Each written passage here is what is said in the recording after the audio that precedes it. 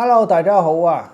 歡迎收睇新股速遞。今日同大家介紹嘅 IPO 叫做華希達嚇，上市編號係901，公司咧喺深圳發跡嘅，向企業客戶咧就專做一啲智慧家庭產品嚇。我認為都係屬於咧受市場歡迎嘅因為目前做一啲智能化嘅產品咧都屬於中性偏喜好㗎啦嚇。5月18號開始招股5月21號早上9點30分截止認購，上市日係5月27嘅，發行價格32.8蚊每手嘅入場費3300蚊多啲，集資額咧就大概6.3個億。